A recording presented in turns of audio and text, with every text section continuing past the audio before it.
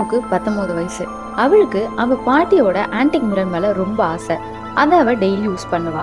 எப்போதும் போல ஒரு நாள் தலை வாடுறப்ப பின்னாடி ஏதோ ஒரு உருவம் நிக்கிற மாதிரி அவளுக்கு தோணுது.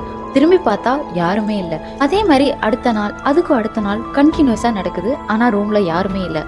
சரி, இந்த மிரர்ல தான் ஏதோ அன்யூஷுவலா நடக்குது, அதை பத்தி ரீசர்ச் பண்ணுவோன்னு ரீசர்ச் பண்றா. இந்த கிளாஸ் எலிசான்ற விமனோடது. அவங்க லைஃப்ல நிறைய ட்ராஜிக் ஈவெண்ட்ஸ் நடந்த உடனே மிஸ்ட்ரியஸா இங்கோ வேனிஷ் ஆயிட்டாங்கன்றது இவளுக்கு தெரிய வருது. அவங்களோட ஸ்பிரிட் அந்த கண்ணாடிக்குள்ளதான் இருக்குன்னு அந்த ஊர் மக்கள் எல்லாமே நம்புறாங்க. ஆனா படிச்சுட்டே இருக்கும்போது பாதியோட எந்திரிச்சிருவா. கண்ணாடி முன்னாடி நின்று நல்லா உத்து பாக்குறா. திடீர்னு ஒரு கை வந்து அவளை உள்ள இழுத்துருச்சு. கொஞ்ச நேரம் கழிச்சு ஆனாவோட ஃப்ரெண்ட் ரூம்க்கு வரா. ஆனா அந்த ரூம்ல ஆனா இல்ல. ஆனா படிச்ச அதே ஸ்டோரியை இவளு படிக்கிறா. ஆனா அவ படிக்காத 2 லைனை இவ ஃப்ரெண்ட் படிக்கிறா.